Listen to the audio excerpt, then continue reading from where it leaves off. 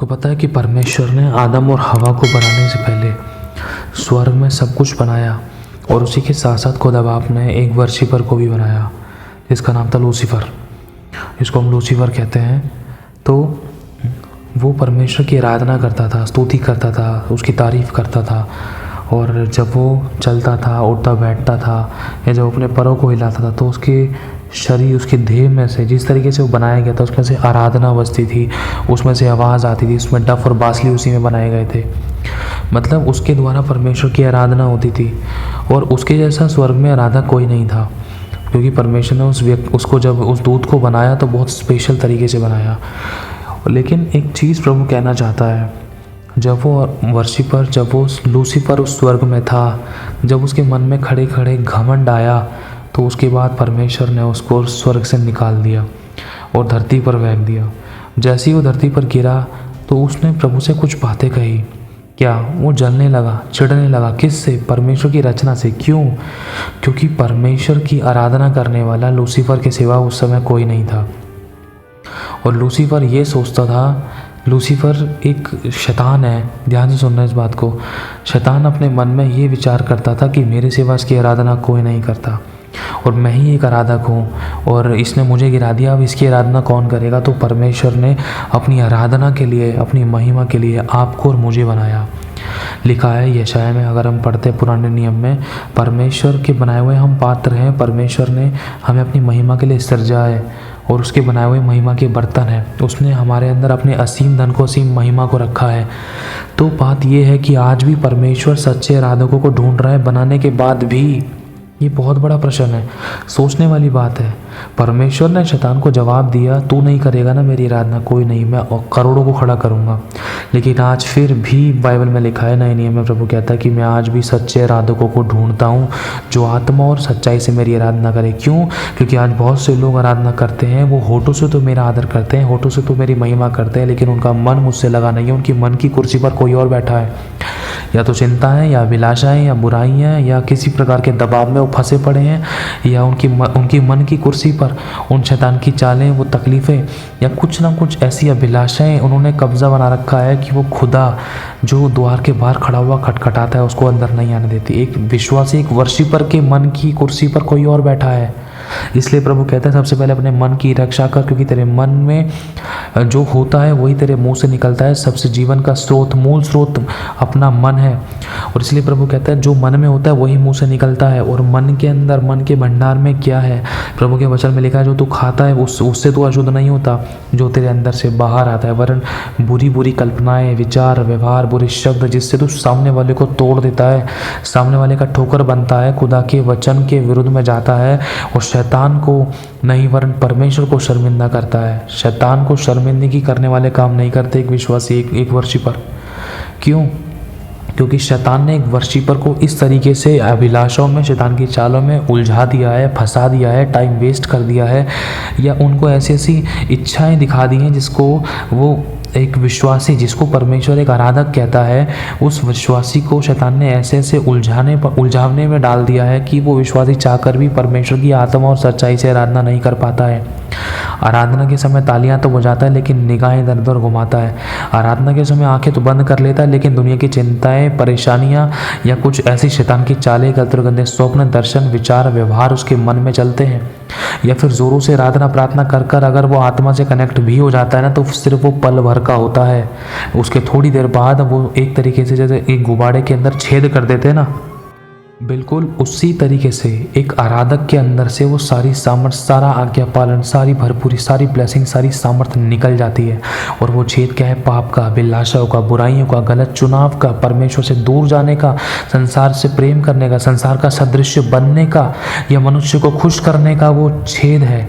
एक बलून के अंदर, जैसे एक बर्तन के अंदर अगर कोई छेद है ना, तो उस छेद को हमें बंद करना है। जब तक वो छेद बंद नहीं होगा तब तक हम परमेश्वर के ग्रहण योग्य आराधना या उसके ग्रहण योग्य प्रार्थना, उसके ग्रहण योग्य जीवन नहीं जी सकते, या उसके महिमा का पात्र नहीं बन सकते हैं, या फिर उसका सच्चा आराधक नहीं बन सकते हैं।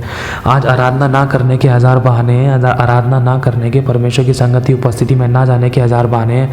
लेकिन जो सच्चे आराधक है ना, वो हर एक आंधी तूफानों को थाम कर, चाहे कितना भी बड़ा तूफान हो, अगर हम कहते एक आराधना हम करते हैं ना, हालात भी रोक नहीं सकते मुझे तेरी परस्तिश करने को। हम मुँह से तो खाते हैं, लेकिन जब हल्के फुल्के आंधी तूफान झरोके आते हैं ना हमारी ज़िंदगी में, तो वहीं पर हम थम जाते हैं, रुक जाते हैं। आंधी तूफानों को देखकर या तकलीफ़ों को देखकर, घटियों को देखकर, या कुछ ना कुछ कारण देते हैं आराधना ना करने के, चर्च ना जाने के, परमेश्वर की उपस्थिति में ना बैठने के, या आराधना में कई बार हम जानबूझकर नहीं बैठते हैं, अभी आराधना चल रही है। कोई परफेक्ट नहीं है, हम सब गिरे हैं इस बातों के अंदर, लेकिन प्रभु आज इन बातों के विषय में हमें करेक्ट करना चाहता है। क्यों? क्योंकि हमारी मन की कुर्सी पर कोई और बैठा है। यीशु द्वार के बाहर खड़ा हुआ खटखटाता है। इतने सब लोगों को, अरबों खरबों लोगों को बनाने के बाद भी खुदा बाप ने हम सबको रचा है। हम सबको रचने के बाद भी, बनाने के बाद भी आज खुदा सच्चे आराधक को नहीं ढूंढ पाया है।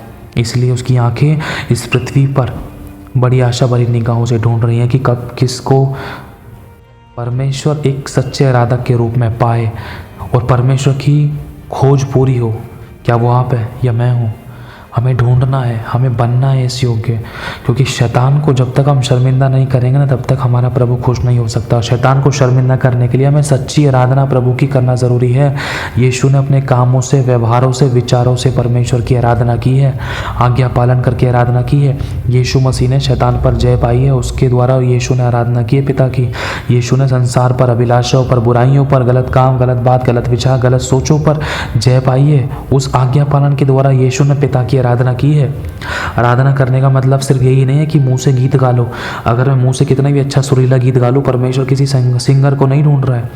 परमेश्वर ऐसे सच्चे आराधकों को ढूंढ रहा है जिसके अंदर खुदा का आत्मा वास करता है। परमेश्वर ऐसे एक सच्चे आराधकों को ढूंढ रहा है जो स्वर्ग को धरती पर उतार सके और लोगों के लिए छुटकारे का कारण बन सके, उद्धार का कारण बन सके, लोगों के पनाह पाने का कारण बन सके। मेरे भाई और बहनों, आज भी खुदा ऐसे सच्चे आराधकों को ढूंढ रहा है जो आत्मा और सच्चाई से उसकी आराधना कर सके। हम आत्मा से नहीं कर पाते। कई बार दुष्ट आत्माएं एक विश्वासी को कंट्रोल कर लेती हैं और उसको कंट्रोल करके चलाती हैं। कई बार हम सोचते हैं कि हम सब कुछ अच्छा कर रहे हैं। आजकल तो कई बार हम अपनी आराधना करवाते हैं, फ़ोन में आराधना लगा ली और कान में हम सुनते रहते हैं। हम अपनी आराधना करवाते हैं, लेकिन हमारा मुँह कई बार नहीं खुलता है। लेकिन खुदा कहता है तो अपने मुँह को खोल। ये मुंह तुझे आराधना, परमेश्वर की महिमा के लिए दिया गया है। ये सृजा गया इस तेरे ज़िंदगी में, ये मुंह तेरे जीवन में, ये मुंह किसके लिए? परमेश्वर का गुणानुवाद करने के लिए।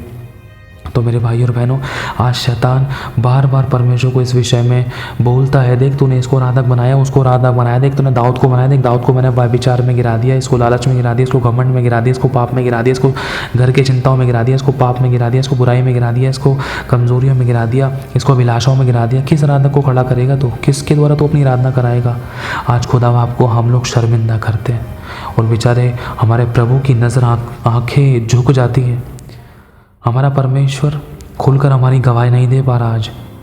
क्या आपको लगता है कि परमेश्वर आपके और मेरे बारे में अच्छी गवाही देता है कि हम सच में उसके घरानियों के जीवन जी रहे हैं? क्या सच में हम उसके घरानियों की आराधना कर रहे हैं? एक बार अपने आप से पूछ कर देखो, 2 मिनट एक बार बैठो, पूछो इस साल के अंदर क्या आपने खुदा की अच्छे से आराधना की? एक बार भी नहीं की होगी हम लोगों ने, अगर हम अपने आप को जाँचें तो। आराधना क्या, किसे कहते हैं आराधना? हमें आराधना का मतलब ही नहीं मालूम है। हमारे पास शादी पार्टी में जाना हो तो 2 घंटे पहले, 3 घंटे पहले, कई दिन पहले से तैयारियां हो जाती हैं। अगर एयरपोर्ट पे जाना हो तो 4 घंटे पहले पहुंचना पड़ता है, वहाँ 4 घंटे पहले हम पहुंचते हैं। अगर ट्रेन के लिए जाना हो तो 1 आधा घंटा, 1.5-2 घंटे पहले पहुँचे। लेकिन जब चर्च जाना हो, आराधना के टाइम को ही हम छोड़ देते हैं, प्रवचन के टाइम पर पहुँचे। कई बार तो वचन के लिए भी नहीं जाते, चर्च की छुट्टी कर लेते हैं। शादी पार्टी में जाना हो, पहले से तैयारी करते हैं, सूट बूट तैयारी करते हैं, बालों की तैयारी करते हैं, बहुत कुछ करते हैं, लेकिन अपनी आत्मिक ज़िंदगी की तैयारी में नहीं है। सच्चे आराधक बनने के लिए हम अपने आप को प्रभु के लिए नहीं दे रहे हैं। संसार की भगदड़ में दौड़े जा रहे हैं, जिसके द्वारा हमें कुछ नहीं मिल सकता। लिखा है, सबसे सम्मुख अपने मन की रक्षा कर, और इसी के साथ साथ सबसे बड़ा धन मनुष्य का प्राण है। जो परमेश्वर को ढूंढेगा, खोजेगा, तो परमेश्वर उसको मिला करेगा। जो परमेश्वर को त्याग देगा, तो लिखा है वो भी उसको त्याग देगा, परमेश्वर भी उसे त्याग देगा। ये वचन में साफ लिखा है। तो प्रभु को हमें ढूंढना है, खोजना है, खोजने के साथ साथ एक सच्चा आराधक बनना है, ताकि हमारी आराधना के द्वारा खुदा खुश हो और शैतान शर्मिंदा हो, ताकि खुदा हमारे बारे में गवाही दे सके शैतान को। शैतान, देख मेरा बेटा वो आराधना कर रहा है, कोई बात नहीं, वो गिर गया था, वो दोबारा उठेगा, अपने वस्त्रों को झाड़ेगा, अपने बंधनों को खोलेगा, मैंने उसको अधिकार दिया। शैतान तो उसके द्वारा कुचला जाएगा। देख, वो ज़ोरों से आत्मा से भरकर, आज्ञा पालन करके, वचन पर चल के, नम्र और दीन बन के, सबसे प्रेम करके मेरी आराधना करेगा।